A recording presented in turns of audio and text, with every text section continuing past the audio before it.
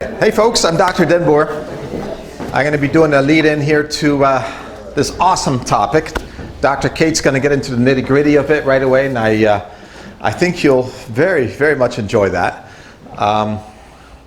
As we usually do, talk about something weird or different before we start, and today I'm pleased to show you this new toy that we have. It's called the InBody 770. There's a little bit of history here. As you know, we are key innovators here in the Midwest. We love being ahead of the curve. In fact, Dr. Kate and I were just talking about how sometimes it's a little bit difficult because 30 years ago we were talking about leaky gut syndrome, and so people are really starting to discover it now 30 years later, and we're already on this topic and that topic and that topic. So sometimes it feels like going backwards for us to talk about a topic that we were talking about so long ago.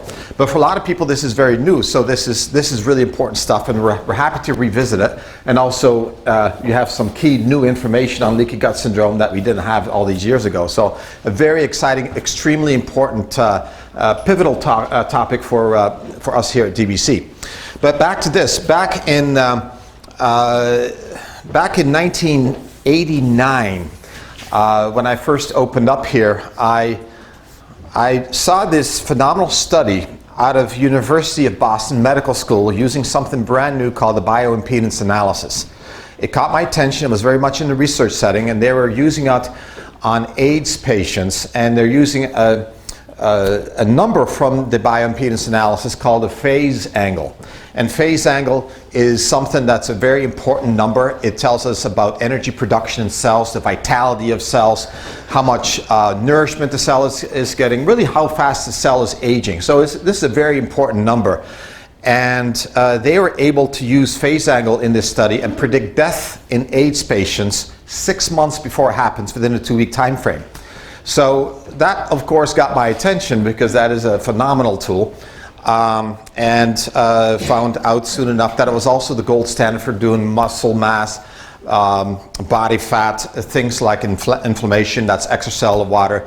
And we were the very first ones here in the Midwest to do BIAs starting back in 1991.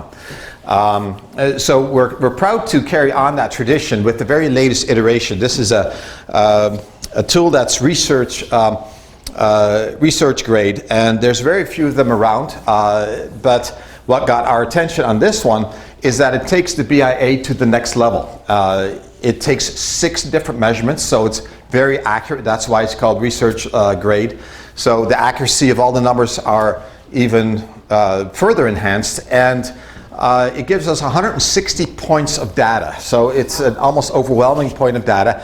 That's why we're still in our own research phase, learning phase, and we're using our 25 employees as guinea pigs to see how it works and how we can interpret it and what we can do with it for you. But the thick and thin of it is it measures level of inflammation in individual limbs. So your right leg, your left leg, your right arm, left arm. It can measure gut inflammation, visceral fat, so very appropriate for leaky gut. Because we're getting phase angle right here. We're getting amount of visceral or body organ fat right here, which is a sign of inflammation, right? It's metabolic syndrome, your diabetes, your autoimmune diseases can be measured directly. So it's really specific, and it's incredibly fun to utilize all these things and bring it to you long before it becomes mainstream medicine. So that's that, and you'll be hearing more about that. We'll be posting videos on Facebook and YouTube about it. I'm pleased to introduce it tonight, though. It just came in last week, and you were the first to see it. So right now it's still hidden in the back room, so we're not using it quite yet. So leaky gut syndrome. So I was using that word with abandon when I first started practice. And it was always met with bemusement, that's kind of a weird word, skepticism, and outright disbelief. Never heard of that before. How come my gastroenterologist hasn't told me about it? This, and it went on and on. And then they started mentioning it to their other doctors. Yeah, Dr. Denboer told me I had leaky gut syndrome. And then, of course, the whole firestorm erupted. And that's why practitioners who've been doing this for a while have learned to get very thick skin. Back then, you had to have thick skin in order to do this. However, I felt very firm in my foundation because the leaky gut syndrome history goes back a long, long time. We have proven this so long ago. And are you talking about the history? Mm-hmm. Are you talking about the history right away? No, go for it. Okay, so back in 1890, Dr. Menshenoff was the first to actually coin the word leaky gut syndrome and was able to research, through research, show that it was a real thing. So we've known about this for well over 100 years. Fast forward to when I started practice and no one had heard about it, and I stopped using that word leaky gut syndrome. Thought I don't need all this grief. We'll just call it something different, like intestinal dysbiosis, and just kind of vague words like that to describe it. And that way it caused a little less grief.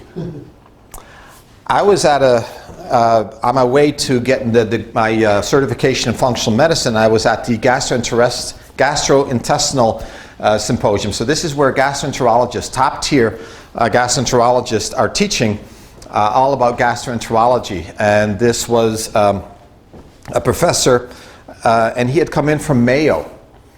And I was just sitting there calmly taking my notes, and he used the word. And now we have something new to discuss with you, and that's called leaky gut syndrome. My mouth went. I about fell off my chair. And a year later, the American Gastroenterology Association finally announced that leaky gut syndrome is a new entity. We recognize it as something that really is out there, and it's something that can have profound effect on a patient. And Dr. Kate's going to, with great joy, teach you all that, because the gut is so central. If there's a few cornerstones within DBC here, I'd say one of the top three for sure is the gut. It is for sure the gut. So you're going to learn a lot tonight. Fasten your seatbelts. You're going to get a lot of information, and enjoy. Thank you, Doc. Mm-hmm. So, like Dr. Dunbar said, hi, I'm Dr. Kate, by the way. For any of you who I have not met yet, I'm one of the 3 doctors here at DBC. I am really excited to present this to you for a couple reasons. One reason is that we have been talking about leaky gut for such a long time here at DBC, and I think we've just allowed that term to kind of wash over people's heads for too long. It's one of those things where I get a lot of different reactions, and we'll talk through some of those things. Some of them are quite funny. I love to take science, really complicated, chewy topics, and make it accessible for everybody. So break it down so that we can understand the why behind things. Knowing why helps us do a lot of different things. That's the whole basis of functional medicine, right? Is knowing why things are the way they are instead of just slapping a diagnosis on something and moving along. So understanding the why of leaky gut, I think, will be helpful for all of us to understand, especially if we're suspicious that, ooh, I think that might be me. I think I might have some of this going on. So we're going to talk pretty in depth, but if you have questions, save them for the end, because I'll be happy to go back if you didn't catch something or something was unclear. I might ask you to nod your head if you understand. That's fine. If you don't understand, shake your head no, and I'll try to re-explain it. Because it is kind of complicated, but I think once you see what's actually going on here, you'll understand that term a lot better, and it will help you understand how to treat it a lot better too. Because that's really why we learn all of this stuff, right? Is so that we can figure out how to fix it. So when I talk to people about leaky gut, like Dr. Dunbar had said, I get several different reactions. This is the skeptical face. I call it the "what you talking about, Dr. Kate" face, right? Somebody's very confused and has never heard that term before. It doesn't sound like a medical term, let's be honest, leaky gut. It's because it's not a medical term. I'll tell you the real medical term later. But the "what you talking about, Dr. Kate" face is definitely one of the top ones. I also get the scared and confused, like, very shocked, Dr. Kate, are you crazy face. That's one that I will also get. I get outright laughter. Oh my gosh, you just said gut, right? Like, ha, leaky gut. That's goofy. And then I also get, I think that's me and it sounds bad. Like this, I'm a little scared because yes, I think that's me. So let's demystify leaky gut a little bit so that when someone says that phrase, you can understand what's going on. And if you say it to somebody else and they give you one of these faces, you can know how to explain it too. So quick review of the gut, right? When we talk about the gut, we're talking about top to bottom, all the way through the intestines. Okay, it's a nice, easy way for us to lump everything together having to do with the digestive system. That big tube that goes from our mouth to our anus is really what we're talking about when we mention the gut. Okay, it's 25 to 30 feet long, 100 square meters of surface area, the size of a tennis court. Think it's important? Right? I mean, think about how much that takes up of our body's energy to heal, to maintain, to feed, to give blood to keep track of something the size of a tennis court. That's a lot. And it's epithelial tissue, so it's a derivative of skin. So a lot of times I'll refer to it as the inside skin, right? We can't see it, but often people's outside skin will tell them if something's wrong with their inside skin. So it's a big amount of tissue. It's not inside the body. Okay, we often think once we eat something, it's inside us. Nope, it's not. That's technically still outside our body until we absorb it through that gut lining, right? That gut lining we're going to talk a little bit more about because it's really important. It's the gateway for all of the nutrition that comes in. It has to do with our immune system. It houses a whole microbiome of bacteria that do different things for us. So food doesn't get inside us, energy, nutrition doesn't get inside our bodies until it crosses over that membrane, which is pretty important when we're talking about leakiness, right? We're talking about things that are going wrong with that crossing over. And I'll show you a little bit more later. Primary functions of the gut, right? We know digestion and absorption, that's an easy one. Metabolism and detox, add in immune function there, okay? And the biggest one we're going to talk about here is this barrier to differentiate friend from foe.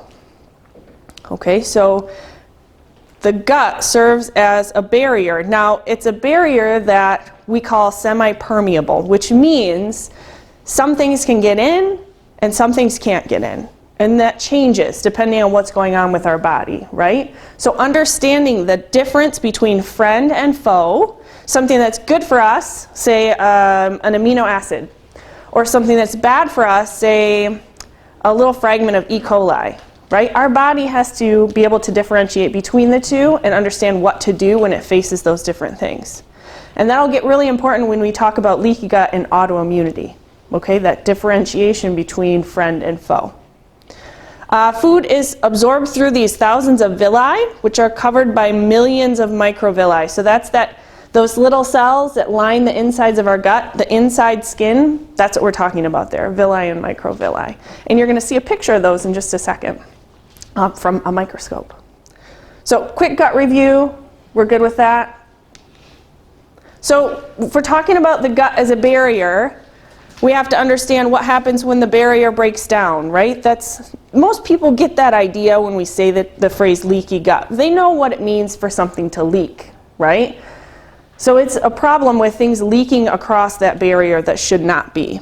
So we're talking about intestinal hyperpermeability, okay? So there's too much leaking, aka increased gut permeability, aka leaky gut. So we just take those words and we make them accessible, right? We kind of dumb them down a little bit when we talk about them because it's easier to think about that than that mouthful up there. Okay, so when the gut breaks down, that's when we have leaky gut, when that barrier is not solid the way that it needs to be.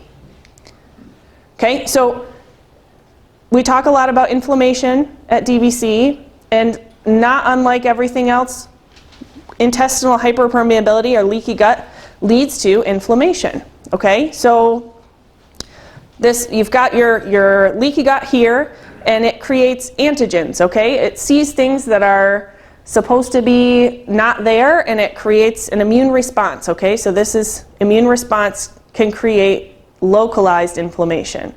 That immune activation can also stress the liver and create that angry fat that Dr. Denbour was talking about when he was mentioning insulin resistance, right? And it also creates toxicity, which can stress the liver. And then you get systemic inflammation, right? So localized versus systemic. All inflammation is the big bad, right? Especially if it's not controlled. We need inflammation to heal things, but typically it hangs around longer than it's welcome, right? So modulating this leaky gut breaks the pathway to all of these to avoid inflammation at the end. So how does that work, right? You can take my word for it, or I can tell you how. So the how is about this delicate balance in our gut, right? The gut has to allow things to cross it.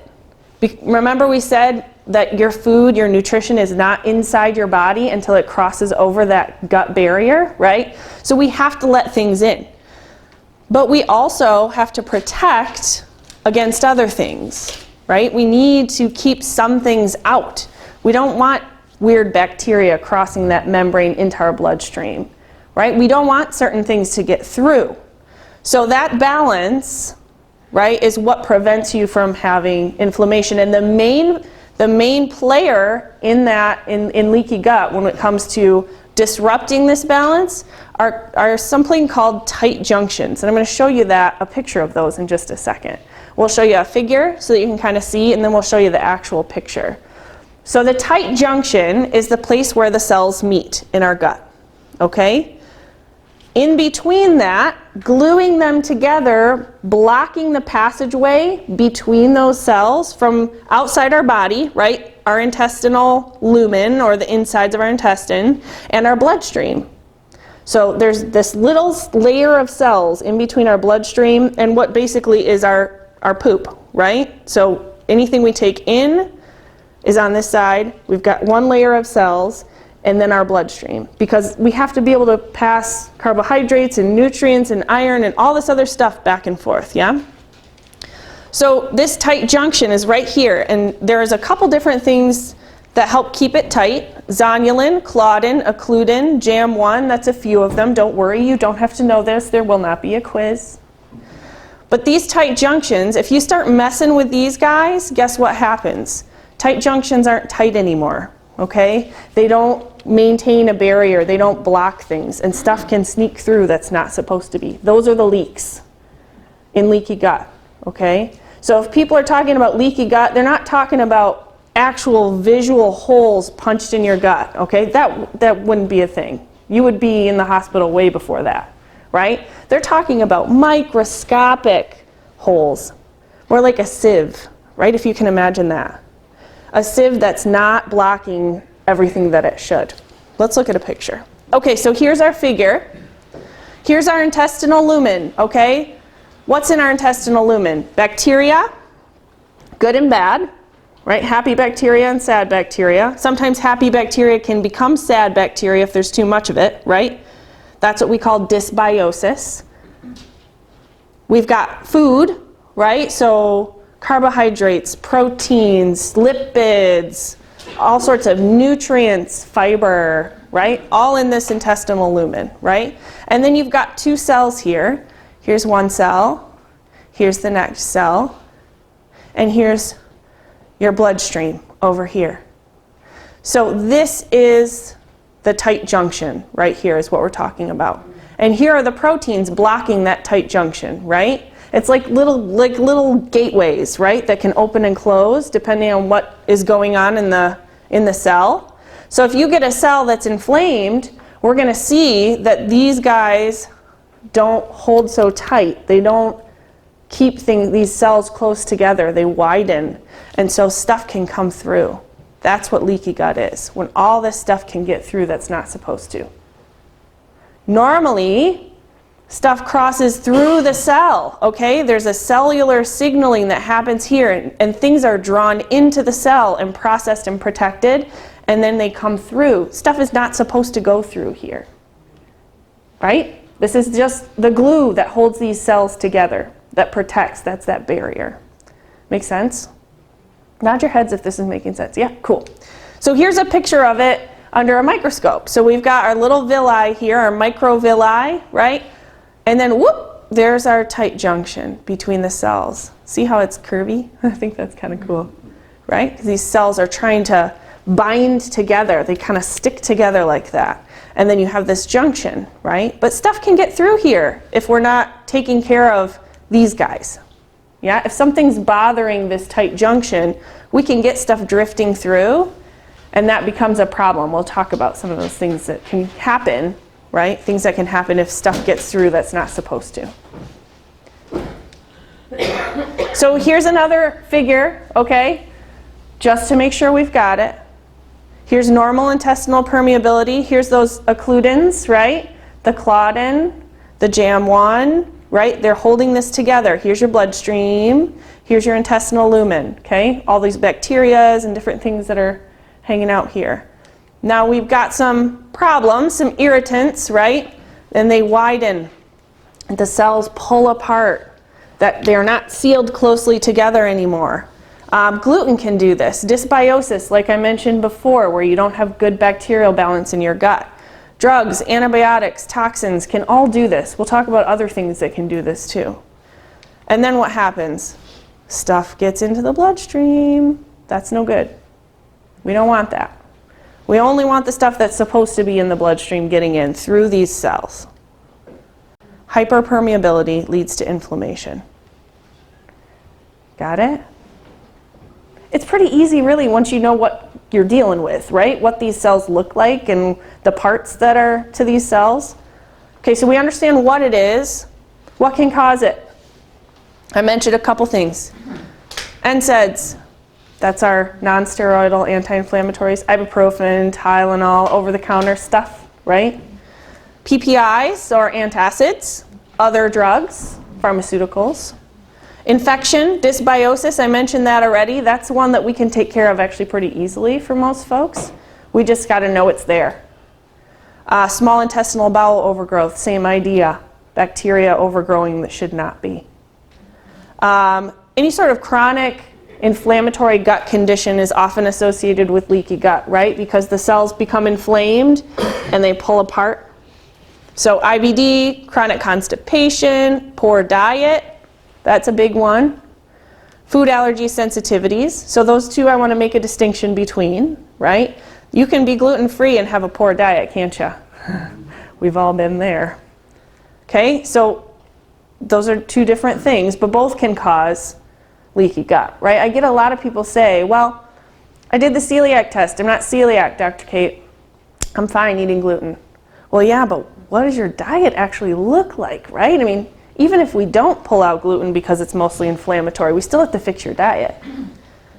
Chronic alcohol consumption, increasing age, decreased enzymes, those two usually go hand in hand, and we'll talk about that in a moment, about how enzymes can save us from leaky gut. How if we break things down all the way, right, we digest things all the way, then you don't get big chunks of food floating through those leaks through that open, tight junction. Make sense? Toxins, stress. I'm not just talking emotional stress. I'm talking any sort of stress, right? That could be physical stress. The physical stress of having leaky gut can give you leaky gut. Great. Right? That's a big one. My folks with inflammatory bowel disease have leaky gut because they have inflammatory bowel disease. So we got to fix both. Yeah? But this can be a lot of different things. A lot of us don't acknowledge our stress, or we just think it's normal, but it can be causing these physical changes in our body. So it drives me crazy when people come to me and they say, well, my doctor told me it was just stress. Just stress. There's no such thing, right? Stress creates all this crazy chemical cascades in our body. It can be very inflammatory, very damaging if we don't manage it, if we don't really figure out how to manage that. So stress is a big one. So we've got all these causes, right? Can anyone think of another cause of leaky gut? Yeah. Glyphosate. Sure. We'll put that under toxins. What else? Can anyone think of anything else? I guess antibiotics is a big one. That could go under other drugs. That can cause leaky gut. Other comorbidities, right? So when I say that, I mean other health problems, right? If you've already got some other chronic conditions, you could have leaky gut as an underlier. That's a lot of what we do as DBC doctors, is we take all of these symptoms, right? All this different stuff, and we try to figure out what the underlier is. What started this a long time ago? Because you can have leaky gut with no digestive problems at all. You can think your digestion is perfect. It can be totally regular, no nausea, no reflux, and still have leaky gut. And it can manifest itself in different ways depending on who you are. So a lot of different causes of leaky gut. So we talk about this barrier, right? When we did this, there was a study that I found from 2005. And again, this just blows my mind that no one was talking about this, because obviously this research has been around, right? So when the barrier is broken, foreign molecules can enter, interact with the immune system, and result in an inflammatory response, which can lead to a multitude of local, intestinal, and systemic extraintestinal diseases. So this is, like I said, not just a gut disease, right? When we have interaction with the immune system, we should automatically think autoimmunity, okay? The system must discriminate pathogens, right? Foe, from normal bacterial flora or food antigens, friend, developing and maintaining a state of non-responsiveness. This is a really interesting way to put this. A state of non-responsiveness, okay? This is our body not freaking out because it sees a molecule of pollen wafting past us, right? That's what allergies are, right? That's what our immune system does. If it doesn't understand that this thing of pollen or this molecule of gluten is not going to kill me, what it will do is it will act like it's going to kill you, and it will create this crazy immune response that's usually way above and beyond what anybody needs. Make sense? So in keeping this barrier, right, determining between friend and foe, it keeps us from that autoimmune phenomenon where we respond to things that we should not be responding to. Make sense, sort of? That's why we will find that this is connected to things like asthma and skin conditions like eczema and rheumatoid arthritis, because your body sees things it shouldn't be seeing. Things are leaking through that should not be leaking through, and your body sees them and goes, this is not supposed to be here, I must attack it. And then it attacks. We'll get questions at the end. Thanks, Tyler. Okay, does that make sense? So this state of non-responsiveness is extremely important, that our body learns what is friend, what is foe, and we calm that immune response, that over-immune response. That's how we fix this stuff. So tight junctions, dynamic structures, they're involved in every process. So basically what we need to do is we need to decide, we need to understand how these tight junction dysfunctions can be related to autoimmune disease, which I just mentioned, right? So when we look at autoimmunity, we automatically have to look for leaky gut, because those two things go together. A bunch of different conditions I wanted to mention here with lots of supporting research. Food allergies, celiac, inflammatory bowel disease, irritable bowel. We expect those things, right? With gut dysfunction, we expect you to have gut symptoms. However, asthma, dermatitis, fibromyalgia, and chronic pain syndrome. Lots of data on connecting leaky gut with those things. Chronic pain is a big problem in this country, particularly, but has been culturally growing and growing, right? So if leaky gut can affect these things, we'd probably better look into it. Autism, juvenile arthritis, heart failure, type 1 diabetes. I actually saw a really interesting study while I was researching for this that showed that there is a molecule that you can measure having to do with tight junctions that it's increased in 45% of people who go on 3 years later to develop type 1 diabetes. So if you could have caught that leaky gut at the beginning imagine if we could, like, or if we could measure, right? Oh, you've got leaky gut. I can see that this molecule is elevated.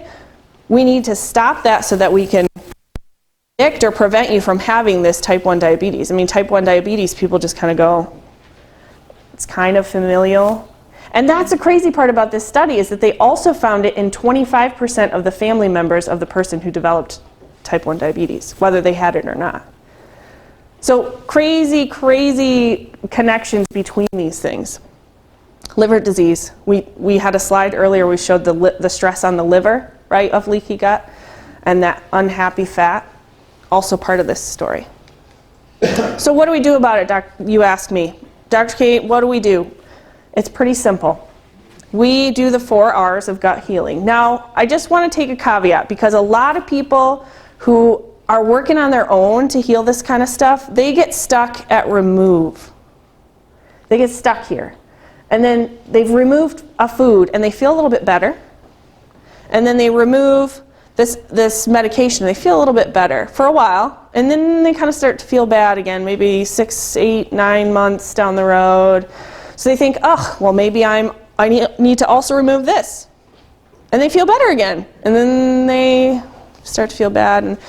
And by the time they see me, they're eating rice and spinach and lamb, and that's all they can tolerate, right? They're like, Dr. Kate, I can't take any more foods out. What do I do, right? I know I have leaky gut. Well, you got to do the rest, right? So it's not about just removing. We can't get stuck there. We do need to remove things. We need to remove allergenic or inflammatory foods. It's a conversation I have a lot with folks that want food sensitivity testing right away. Well, you might not be sensitive to something, but it can still be inflammatory to your gut. So when we're talking about healing the gut, we want to remove anything that we suspect of being inflammatory. We also want to remove pathogens like bacterial overgrowth, candida, H. pylori. People get all worked up about candida. We all have candida, it's normal. It's just we don't want it to be overgrown candida. One of the things that I use to get rid of that is called Ultraflora Acute Care. Some of you guys might recognize the name of that. That's the one that will miraculously get rid of a white-coated tongue within like 6 weeks. It really works really nicely for that bacterial overgrowth, that candida particularly. So you want to get rid of those guys. You want to get rid of any toxic materials, right? Whether that be something that we're taking, or Diet Coke, sorry, or right, anything in our environment that we might be ingesting or exposing ourselves to that's toxic. Alcohol is a big one, can be a big stressor on the gut and the liver. And then our NSAIDs are our acid blockers. We want to see if we can get off those guys in order to remove some of that inflammation that's going on in the gut. Another nice one that I will use to remove bacterial overgrowth is called Candibactin BR. It's got a lot of something called berberin in it. Has anybody heard of berberin before? Yeah, a couple of us. Very good at getting rid of overgrowth, bad bugs, without completely tearing up your gut. I've got other patients that will show up who have done a variety of different things to try to get rid of their bacterial overgrowth, and it's too much. They're throwing all these really harsh things at their gut, and they end up worse than when they started. So there's kind of a balance here between going overboard and also trying to be real specific. Sometimes we'll do something called a CDSA, a comprehensive digestive analysis. And did I miss one? CDS. What is the S? Stool. You're the best. Thanks. And that way we can tell exactly what bugs are in there, and we can tell what they're, like some of them are better killed with oregano oil, some of them with plant tannins, some of them, right? And we can kind of suss that out a little bit. That's something sometimes we'll run if we get stuck. So the remove part is important. A lot of people intuit that this is important, right? They kind of have that idea, but then the rest of this kind of goes over our head. So we have to replace nutrients. So a lot of folks that have leaky gut, they've been eating well, but they haven't been absorbing any of their nutrients because they're so inflamed. Nutrients can be hard to get from that inside your body to actually inside your body, right? So making sure you're actually absorbing and utilizing those nutrients is one thing that we can do. Balancing out your diet is another one, right? So that we don't have carb load in the morning and then a high protein dinner and then all of our fiber at night, right? I mean, that sometimes we just have to balance out those different foods to support what we need as far as replacing that balance. And then the bigger one is proper digestion. So replacing the enzymes and the stomach acids, making sure that we're excreting the way that we should, that we're actually breaking these things down. Because if we don't break our food down very well, it just sits in our gut, and that gives it a chance to leak through those tight junctions. We don't want that. We only want amino acids to leak through. We don't want a piece of chicken to leak through, right? We understand the difference between those things? Okay. So some of the ways we do that, Spectrazyme Metagest is a big one. Keeping things going, Super Aloe works really well for anyone prone to that food just sitting in the colon and not moving. And then what did I put here? Digest Ease. This is one of my favorites when people are really irritated in the gut, because it's also got some nice soothing aloe in it. It's got some nice, what's the other one that's in there? Marshmallow root, some things that really calm and soothe the gut, as well as replacing those enzymes. Okay, so that's replace. So we did remove, now we did replace, now we have to re-inoculate. So we got rid of all the bad bugs, we got rid of any bug overgrowth, now we have to put the healthy microbiome back in. So we know about probiotics, but let's not forget prebiotics, right? Those bacteria have to have something to eat. They have to have somewhere to live. And so if we're not getting prebiotics, the molecules or the fiber that those things need to live in to create that nice environment or to eat, then they're not going to hang around. And you can take as many probiotics as you want, and it's just going to whoosh right through, okay? That's where a lot of people get stuck too. So prebiotics, we use something called Ultra GI Replenish. This is a newer one, and I like it because it ticks off a bunch of different things. So we can use this to kill off bugs. It'll kill 7 out of 10 bad bacteria, so that's pretty good. It's very soothing for the gut. We're going to talk about that in a moment. But it also contains a lot of prebiotics. So it's kind of a good, like, big bang for your buck. You know, if you're going to get started on this process, you can kind of use that as I guess, a multivitamin for leaky gut. That would be a good one to start out with. And that's really what it's developed for. We have a new celebrity back in town in Ultraflora Integrity. We had this probiotic, how many years ago was it? 2 years ago. It did great. We got a lot of great results, and then it went away. The manufacturer could not keep up to the purity standards that it needed, and so they had to find a new manufacturer, and they had to regrow it, and it was all a big hassle. And meantime, like, Dr. Denbor and Dr. Stacy and I are sitting there like, when are we going to get it back? When's it coming back? Is it coming back? Can we have it back now? Because it works so well for leaky gut. So that's Ultraflora Integrity. The thing about probiotics is that not all species of bacteria do the same thing, right? I mean, a lot of people will come into Nature's Remedies and they're like, why do you have 10 different probiotics? That seems excessive. Well, because they have different jobs. Each of these different species of bacteria do different things in our body. Some live here, right? Ultraflora Immune Booster. They keep our sinuses healthy, they keep our throat healthy. Right? Some of us live in our colon, Ultraflora Intensive Care. Some of us work on leaky gut, Ultraflora Integrity. Some of us kill Candida, Ultraflora Acute Care. Right? So all of those different bacteria do different jobs. So sometimes we have to use specialists before we can do anything else to re-inoculate all those good bacteria, and then we can go back to taking something broad with a bunch of different types that are most common in our gut. Right? And then we have to regenerate. So we removed, we replaced, we re-inoculated, and we have to regenerate that tissue. Right? This is where it helps me to talk to folks about our inside skin. Right? It's like taking lotion and putting it on your outside skin. Well, we need to do that on the inside too, right? If we've got irritation, if we've got frank ulceration, if we've got, right? I mean, that whole inflammatory cascade, we want those cells to come back together, to squish back together so that those tight junctions remain tight again and we don't have things leaking through. So one of the main things that we use is Glutacor. It has glutamine in it. You guys probably heard of glutamine. Glutamine is food for that inside cell, right? The inside skin cells. With all those microvilli, all of those little cells, they need a lot of food, and this glutamine is one of the main sources of food for them. We also have Ultra Inflamex. This has been around for a while because it's got a really special kind of turmeric in it. Turmeric's extremely anti-inflammatory for the whole body, but it's great for the inside of the gut. It really lines the inside of the gut. Kind of a gross story. A patient of mine had their colonoscopy, and their doctor, after the procedure was done, said the gut looked really good, except I was super weirded out because there was this yellow film on the inside, like it was like the inside of your gut was like painted this bright yellow color, and he had no idea what to think of it until Dr. Denbor said, oh, well, that's the turmeric. It's coating the inside of your intestines. So it does a really good job actually of sticking in there and being anti-inflammatory. We know that now.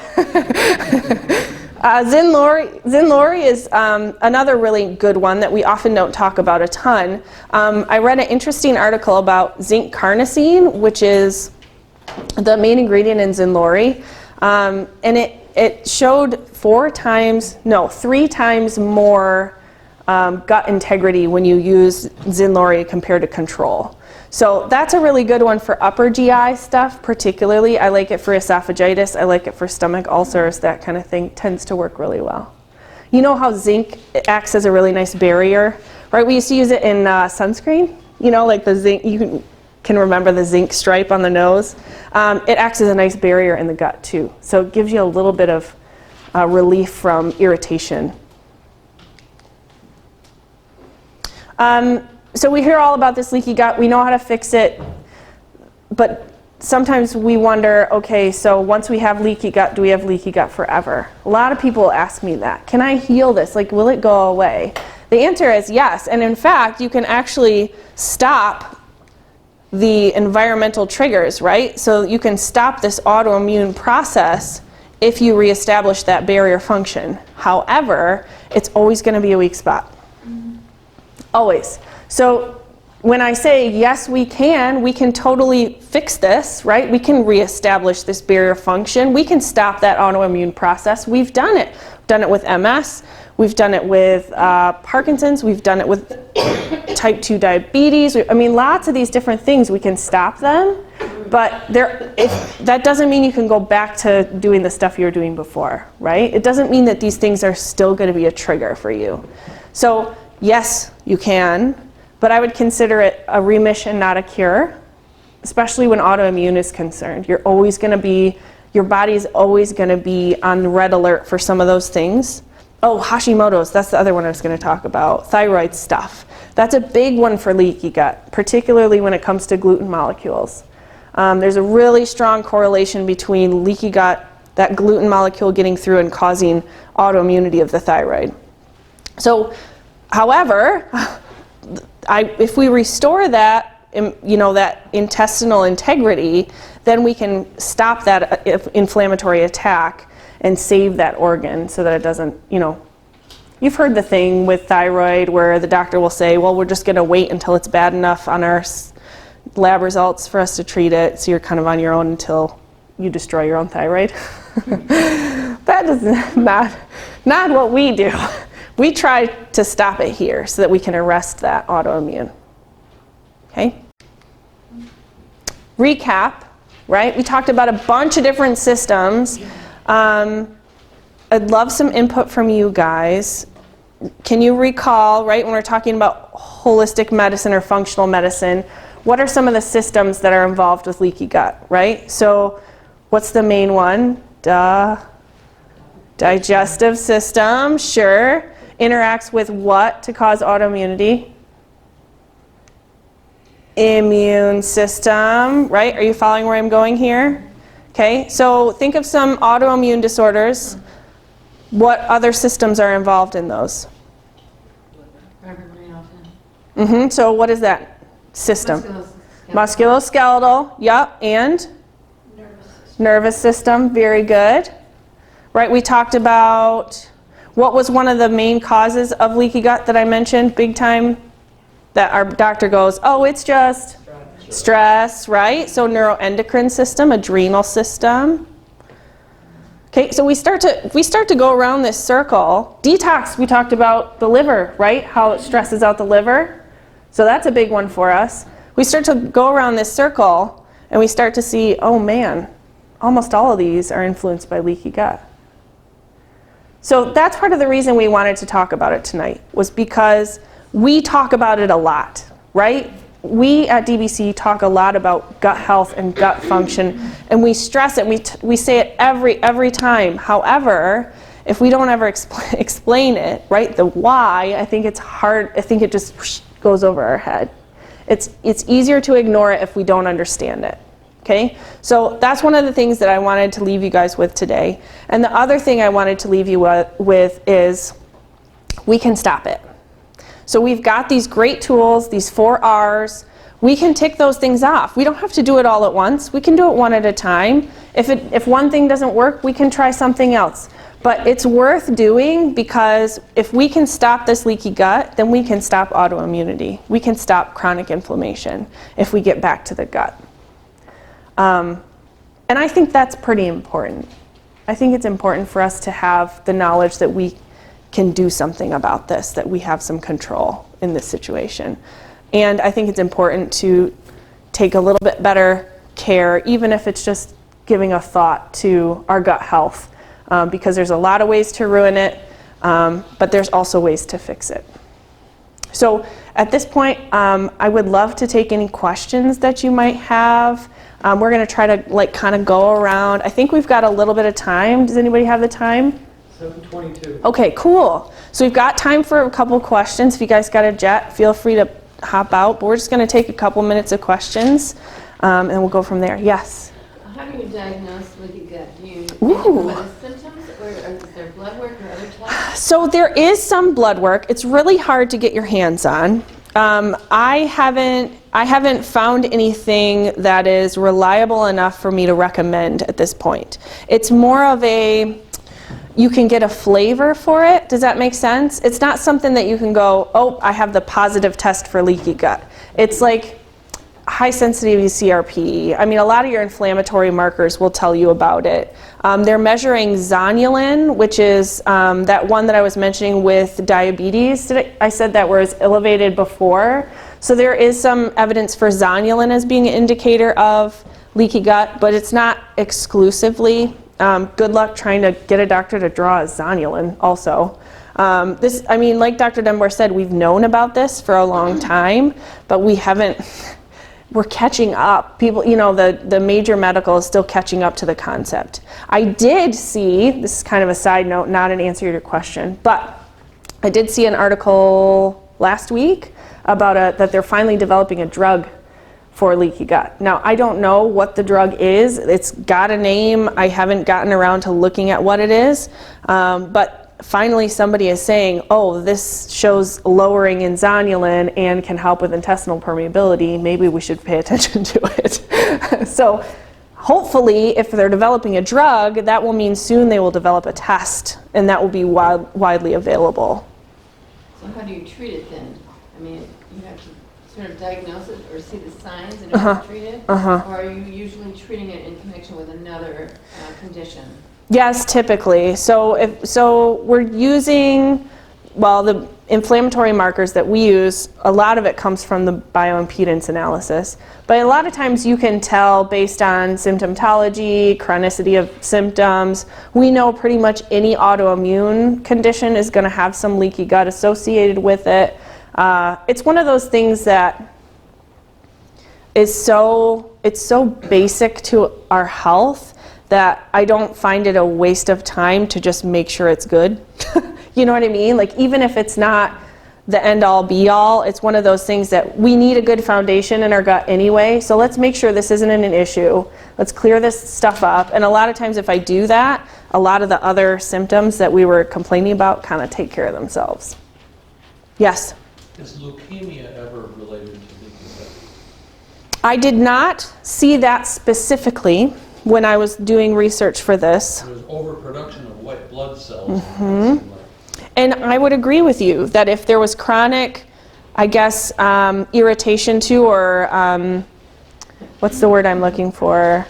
Activation of the immune system, right? That it could lead to uncontrolled activation of the immune system, and that's what cancer is, right? I mean, that's what leukemia is, overproduction. So it's very possible. I haven't seen anything, but I'll definitely take a look. Yes. Myelitis. What do you... Multiple sclerosis is a form of Say it again? Multiple sclerosis is a form of myelitis. Oh, sure. So myelitis, which is more general.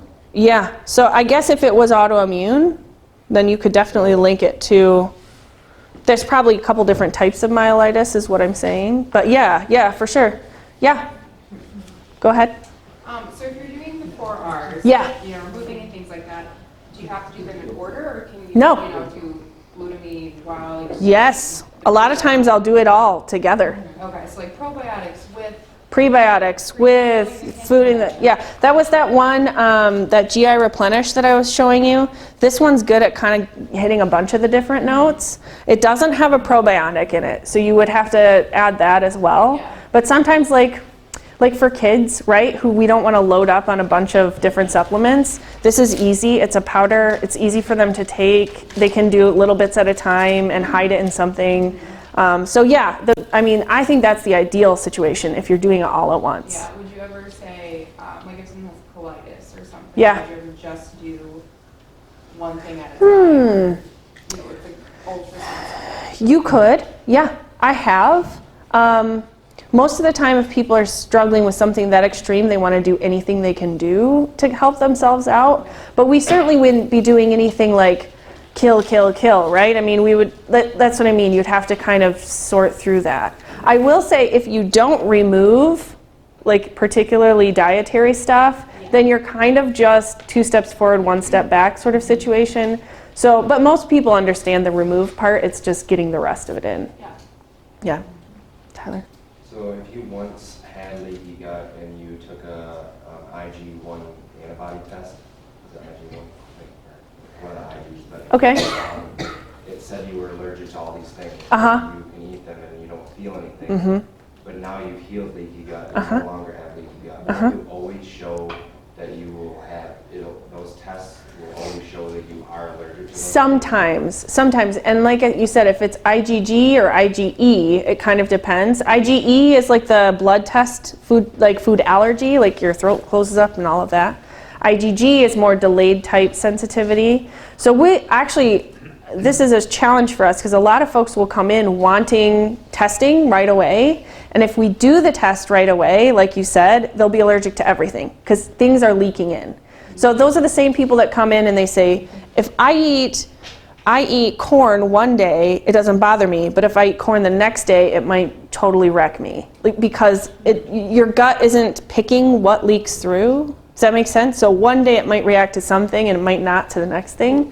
But sometimes then if we do that test and then we heal up leaky gut and we have them take the test again, they don't show up or not as high to some of those things. Sometimes that does happen. Mm-hmm. So a lot of times I encourage folks to heal leaky gut first and then do testing to see if we're forgetting something or if we're missing something or if something is... But if you don't have the food in your system, then it's not going to show up either. So it's kind of tricky. Do antibodies, I thought antibodies stay with you forever. Yeah, it's just how much, right? Oh, Yeah. Just start, so like in other words, if you don't have a leaky gut anymore and you still eat those foods that you're allergic to, then your antibodies will start to go down? Yes, theoretically. Your body will focus on the threat that's current as far as antibody production. And some of that, you'll stay sensitized to it because your body's seen it before, right? But depending on if there's a trigger or not, then that will determine whether or not you get a full-blown reaction. Yeah. So I'm sure it varies for everybody, but how long would you say? Ooh, leaky gut. So if you're, let's see. I guess it depends what you're dealing with. So like on one end, an example might be somebody like a kiddo with really bad eczema, like all over, just miserable, done the whole steroid thing, whatever. Dr. Denboer would say a year, right? Let them have a year to kind of heal everything up. Now, if you're dealing with something a little bit more straightforward, digestive, IBD, or something like that, you could definitely see a lot of improvement way sooner than that, a couple months maybe. I had a patient who had some pretty bad intestinal stuff going on, and she was on the program for a couple weeks and she did better. I also had somebody with chronic pain who 2 days after getting on the program had no pain and then has had no pain ever since. You know what I'm talking about? Yeah. Stepped out of bed, no pain, and she's been pain-free ever since that. So it can be, Yeah, I'm sorry, sure that probably doesn't yeah, help but, you. I mean, 1 second, I saw one back there. Yeah. How about the brain-gut connection with the depression and that? Yes, right? Because our brain or our gut makes all of these neurotransmitters for us. Sure. So anything that's going to cause inflammation in the gut is going to cause disruption in the brain. And it just depends how long, typically, for one of those things. It's more chronicity that we worry about with that, because your brain runs out of new, new production, because your gut does so much of that. So there's turnover to all these cells, right? So if you're not making enough new, then you can see some of that start to set in. Depression, anxiety, imbalance, and those kind of things, yeah. Yeah, that gut-brain connection is huge. It's huge. And it's ignored largely, so. What's a good product For, for that? healing the leaky gut, right? So anything that we talked about, if you heal the gut, you're gonna be healing the brain. And sometimes you need a little boost, right, for the brain as well. And we've got products that we use sometimes to do that. But yeah, it kind of all comes back to healing the gut. There's really not too many different ways that we have to approach those things, which is why sometimes I'm like, we get all these different patients with all these different stuff going on, and most of the time at the beginning of my protocol, it's gut. Start with gut. And we, even in our doctor's meetings, right? This can work but first you have to do the gut. And then you can move on to this other stuff. I didn't see you mention in that huge list, how suspect are pesticides in non-organic foods? Pesticides for sure, right? That's a pretty big deal as far as toxicity goes, and I would just consider that to be, an environmental toxin. Yeah. Non-GMO foods, they tend to be more pro-inflammatory, I would say. The GMO style foods or organic foods, that's the reason that we want to stay organic as much as possible, especially with things like the Dirty Dozen. There's a group of foods that tend to have more toxicity associated with them than others that we call the Dirty Dozen. So if you can stay organic on those foods, and then there's the Clean 15, right, which tend to not have quite so much going on with them, that you could do non-organic, right? Very few of us can eat all organic. So that's definitely potentially inflammatory to the gut. And you worry a little bit about, other neurologic stuff, particularly with pesticides, because once that sneaks through, where does it go? Probably the brain and the nerves. I just wonder if I'm better off not eating anything at all. Actually, that's organic food. Everything I put in my body is 90% organic, but then you go to a restaurant, you can't do that. Yeah. Yeah, that's real life. That's real life, man. How bad it really is. How bad? I guess, how bad is it to go outside and breathe whatever's in our air, right? This is about risk benefit, right? You've got to breathe. You got to go to these places that are probably full of toxic fumes, and we prepare our bodies as best that we can to resist those things and to heal really fast. Our bodies are meant to tolerate a bunch of toxicity. It's just if we're bogging it down with other avoidable toxins, that's when we get in trouble. And we have a liver for a reason. Yeah? Why would you want to eat out if it's poison to you? I wouldn't even consider it. Consider eating out? No, if it was bad for you. Oh, sure. Well, sure. Yeah. It's one of those things, like not eat at all or eat something that might not be great. You could, some people can stay at home. Some people can't. It depends.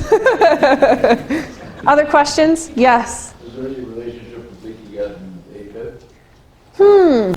Again, like the leukemia, I didn't see anything that specific for AFib, but I'm going to have a peek now that you said that. It could go through the adrenals and then turn it. It could.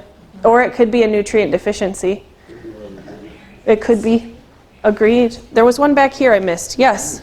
How can like a 1-year-old have a leaky gut? Ooh, ooh, ooh. Good point. Listen, we are all born with leaky gut. All of us have leaky gut when we are born. That's why kids outgrow food allergies, right? We all are. That's part of, we're just not intestinally mature, right? And that's why we're made to have a specific food from our mother that has all these prebiotics and all this cholesterol and all this stuff that feeds healthy bacteria and gives us bacteria, and it's already broken down for us. That's one of the things that's in this GI Replenish actually comes from mother's milk, for these human-based amino acids that are super healing and protective for that leaky gut, because little babies all have leaky gut. We all do. So it's not, I mean, yeah, we come from a place of leakiness, and we have to work to heal that up. As we mature, theoretically, that would happen, right? We outgrow the need for mother's milk. And then we can handle foods here and there. And then, you know, if we do it in the right order, and we don't throw all this antibiotics or infants on antacids, or, you know, to stunt that process, then we do heal up, and we do, not heal, we do pull those tight junctions together. But yeah, that's totally a good point. We all start there. Yes? Okay, let's see if I can remember. Okay, so you're saying that you knew about this 100 years ago. I was thinking that most of the contamination in our food sources, like the pesticides and the things that make bugs explode, that's in our system, was one of the major reasons why we're having this, you know, that started around the 1950s or something. So what was it 100 years ago that they were discovering was contributing to this? Oh, well, we still had bacteria. I mean, we still had H. pylori infections, and we still got into bad food, botulism. I mean, yeah, any sort of, there's always been assaults on humanity, especially on the gut, but it has intensified. I agree with you. The more that we take in, but that's with anything, right? I mean, the more sugar we're eating, the more type 2 diabetes we have, the more insulin resistance we have, the more heart disease we have, the more toxins, the more autoimmune, the more neurologic conditions. I mean, yeah, it's certainly getting worse, but I think that's in proportion to what we're doing to ourselves too. Was there one over here? Did I miss one?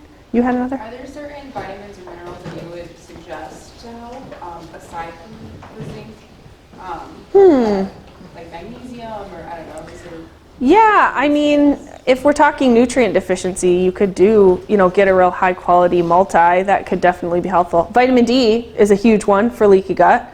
And we live here, so we all need lots of it, not 2,000 a day. Like at least 5,000 a day, maybe 10 in the winter. That's really underprescribed. So that's a big one. I mean, vitamin D is in everything, and that has direct correlation to leaky gut. But yeah, I mean, you're going to probably be deficient in a lot of different things. Fatigue at all? Fatigue. I guess we would go with your chronic pain, you know, that whole adrenal system stress thing. Yeah, definitely. I mean, brain fog, definitely seen that clear up when we clear up leaky gut. Nutrient absorption. Nutrient absorption would theoretically go up, which would mean you would have less fatigue. You probably start here a lot of the time when someone comes on. Yeah, a lot of the time we look to the gut first. Even, and it's surprising how much, it takes a little convincing, but it's surprising how much movement we can see even if people don't have frank symptoms in the gut, right? Like people think their digestion's amazing. Well, when we actually start working on it, they see a lot of this other stuff changing too, and it's quite an epiphany a lot of times. So yeah, we focus a lot on the gut, but that's because it does so much. Anything else real quick? Really appreciate all of you guys coming out, for being a great, responsive audience, asking questions. Thank you so much.